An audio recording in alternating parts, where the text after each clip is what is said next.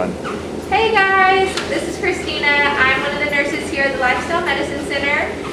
February is National Heart Awareness Month, so I am here with our fabulous cardiac rehab team, and they are going to give us a little more information about what they do and who they are. So first we'll start off with them going ahead and letting us know a little bit about themselves. Hello, my name's Heidi. I'm a cardiac rehab nurse here at Outpatient Cardiac Rehab.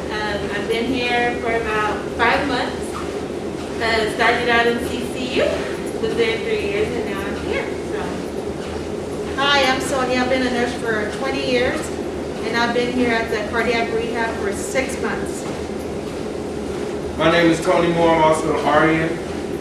Came from cardiac care or ICU, CCU. Now I'm at cardiac rehab for 6 months. Been a nurse for 20 years. And we'll see Tony's demonstrating our fabulous exercise for us, so he'll be doing that through our video. So if I were a patient here in cardiac rehab, what could I expect? So, usually it's 2 nurses here. Well, there's 2 nurses here on staff. Then we'll hook you up to a heart monitor. You'll have a telemetry. It'll have a number. We have 1 through 16. We'll let you know what number you're on. And you can watch your rhythm on the monitor, and we'll be monitoring it from the home base as well. We rolled out the Predican program here in January, and it's Monday, Wednesday, Friday. It consists of exercise and education, so plan to stay for about an hour and a half on Monday, Wednesday, and Friday. Awesome. So you say you come and get it hooked up and I start exercising. What kind of exercising would I expect? Good question. So we do aerobic exercise here, which is either treadmill. We have a treadmill. We have a seated stepper. Or we have a bike. With the seated stepper, it requires you to use your arm. So if you've had an open heart surgery, you usually have to wait 6 weeks or until the doctor says to use that. Awesome. So there's classes, you said. You know, I'm going to figure to be here about an hour and a half. So what do those classes consist of? So we focus on 3 pillars: regular exercise, healthy heart diet, and then mindset. Usually the days, Mondays are our workshop days, so it'll either be nutrition, exercise, or a mindset workshop where they focus in on exercise, of course, would be the physical part, the diet, the eating, and then the mindset is just for the stress management and stuff like that. Very cool. Okay. So if I was interested in cardiac rehab, what do I need to do to get here? How can I become a patient here? So your doctor would have to send a referral to cardiac rehab. But if you had a recent heart event, like a stent, open heart surgery, heart failure, we could get you admitted and get you started. Okay. Well, man, I mean, what if I feel like I'm on the road to that, and I know I need to take care of my heart, but I haven't had one of those events, thank goodness, yet. So what do I need to be doing at home so I don't get one of those? So the American Heart Association, they recommend doing 30 to 50 minutes of aerobic exercise, 3 to 5 days a week.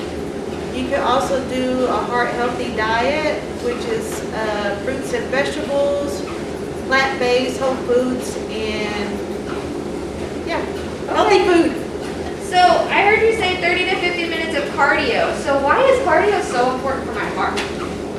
Well, cardio is important for your heart because it enables the heart to achieve improved blood flow in small vessels that surround the heart, preventing fatty deposits from causing blockages. And also, it causes better circulation to these areas, preventing some heart event like an MI or heart attack. Wow, I never knew that. I always hear that cardio is good for my heart, but no one's ever explained that to me. It makes so much sense. So are there any other exercises that I should be doing for my health? Sure. As Sonia said, you needs to walk 30 to 50 continuous minutes of exercise. You can ride a bike, you can do yoga, you can do some weights, you can do some resistance bands, There's a lot of stuff that you can do as long as it's a continual doing something for 30 to 50 minutes. Okay, great. Man, you guys really answered all my questions. You know, I think with it being National Heart Awareness Month, February, we want to, as your cardiac rehab team, meet with you guys maybe one day this month, and maybe at the duck pond or somewhere. We haven't quite figured out exactly a date or time, but keep checking our Facebook page so we can give you more information on that. Maybe you can meet us out there. Thank you. Thank you. Bye. Hey guys, I'm back. This is Rachel. She's one of our dietitians here at the Lifestyle Medicine Center, and she's also a part of our cardiac rehab team with the Pritikin program. So she's going to tell you a little bit about what she does with that. Okay. So one of the roles that I do is we work with our participants in nutrition workshops. We have 4 throughout the program. That includes things like fueling a healthy body, label reading, different menu options, and then targeting your nutrition priorities. So it's pretty interactive. It's a great kind of one-on-one that we do as a group setting. So another thing that we do is cooking demos. Cooking demos are going to be on our Wednesdays, and that's basically where we have various Pritikin recipes that we cook the recipe for, and we give you guys a sample of the food choices. So it's pretty fun, really interactive. Awesome. So earlier when I was talking to our exercise team, they told us, you know, you have to have some kind of specific requirements in order to become a patient over there. And you know, I have a strong family history of heart disease, and I just really don't want to end up as one of those patients. So what can I do maybe to prevent those things from happening with my diet? Great question. So one of the things that I would recommend right off the bat is reducing your intake of sodium. A lot of times in our nutrition and food choices that we have, our sodium intake is a lot higher than what it really needs to be. So reducing sodium sources from packaged foods is one of the biggest ways that we can reduce added salt.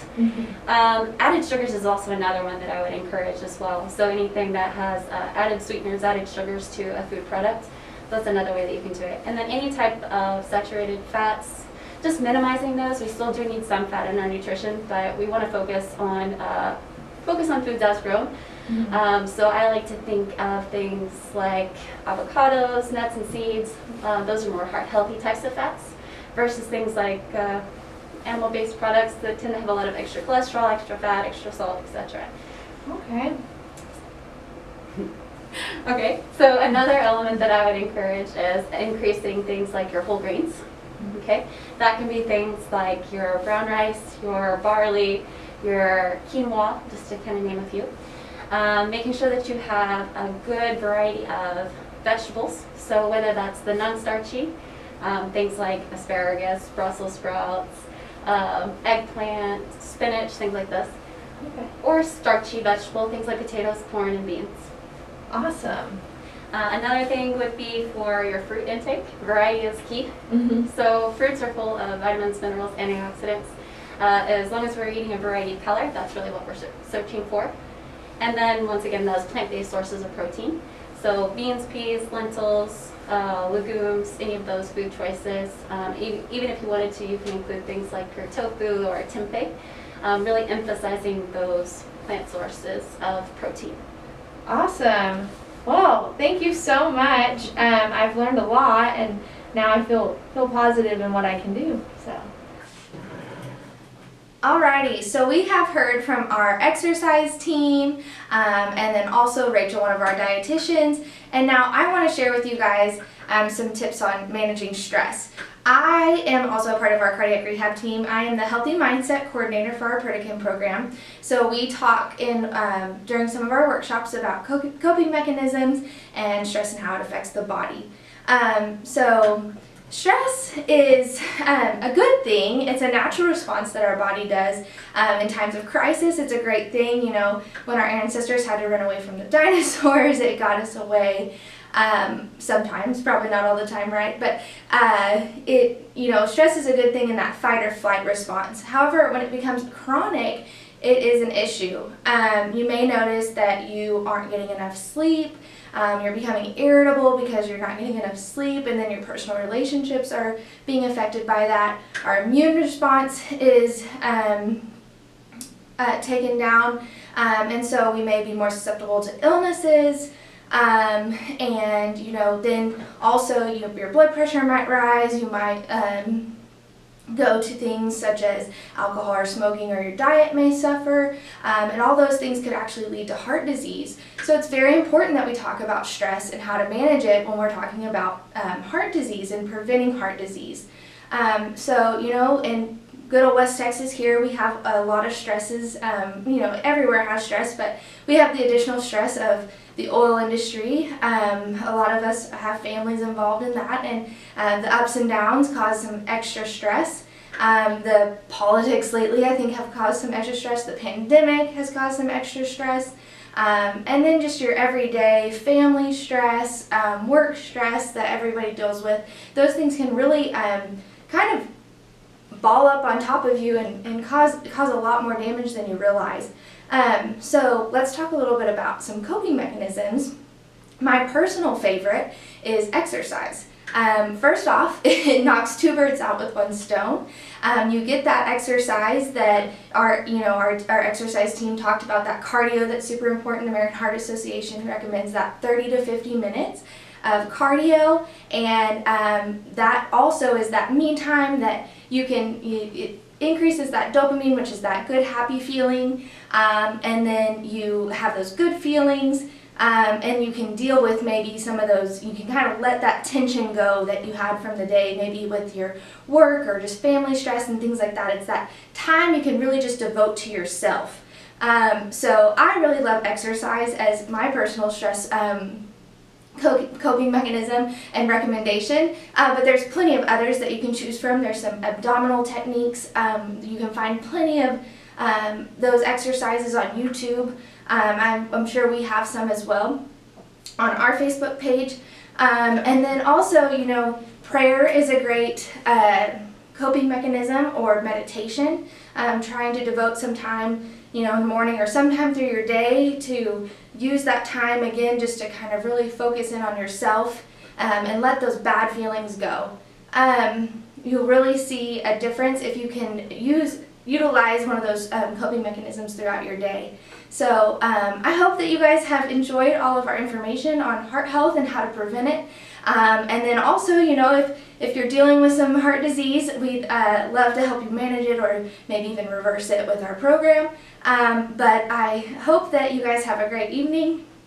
And again, this has all been helpful information. But if you have any questions, feel free to call our number, 432-221-LIFE, and y'all take care.